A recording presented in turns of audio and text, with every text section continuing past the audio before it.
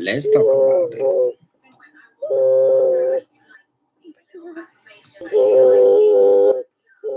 Hello, hello, hello. What a wonderful morning. Today I take this ample time to discuss about the heavenly reward. And in discussion we are going to see Jesus teaching on the kingdom of heaven. And he said the kingdom of heaven is like workers in the vineyard. And the theme here is going to be there was some that Jesus is telling them that the kingdom of heaven is like the workers in the vineyard.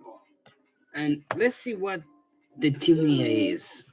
That those who came in the morning and those who came in the evening, the agreement was to be given a certain payment. So if the agreement was 1 penny in the morning, it was the same agreement that he gave to the person who came in the evening. So there was a situation that some came in the evening, those who came in the morning started, we have worked a lot of hours, and yet this one just worked only 1 hour and we have been given the same pay. But here Jesus said the agreement was a penny. So that is the repany that the payment Jesus, the master had. He gave them on based on the agreement. It's like our salvation. Our salvation is the measure. Some people will have started the work wrong time, and those who come at the 11th hour, still they will have salvation. That is what it says. Let's examine in the book of Matthew and 20 to 1 to 16, and it reads, the kingdom of heaven. The kingdom of heaven is like this. Once there was a man who went out earlier in the morning to hire some men to work in his vineyard. He agreed to pay them a regular wage, a silver coin a day, and send them to work in his vineyard. He went out again and to the marketplace at 9 o'clock and saw some men standing there doing nothing. So he told them, you also go and work in the vineyard, and I will pay you a fair wage. So they went.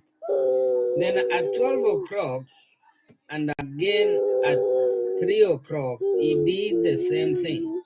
It was nearly 5 o'clock when he went out to the marketplace and saw some other men still standing there. Why are you wasting the whole day here doing nothing? He asked them. No one has hired them. No one has done what? Has hired them.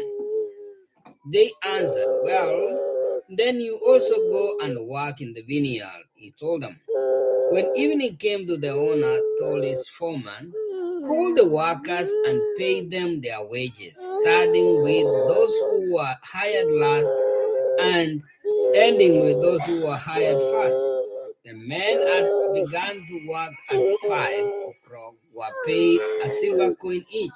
So when the men who were the first to be hired came to be paid, they thought they would get more, but two were given a silver coin each. You think about the payment. The reward is the same.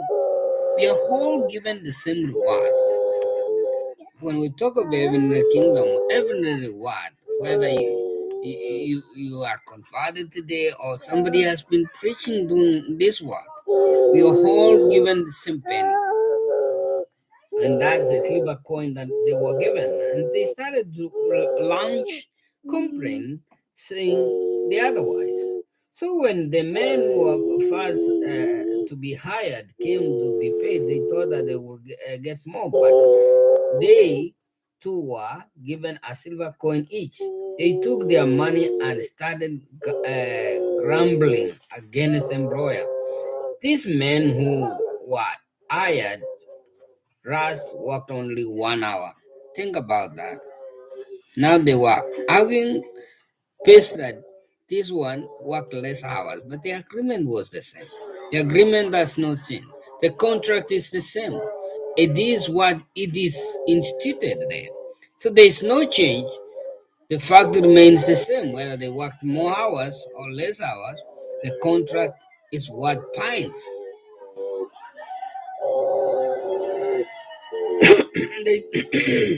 Those men who were hired last worked only 1 hour, and they said, "Why do we put up with a whole day work in the hot sun?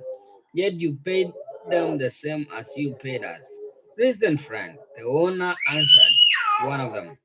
"I have not cheated you. After all, you agreed to do a day's work for 1 silver coin.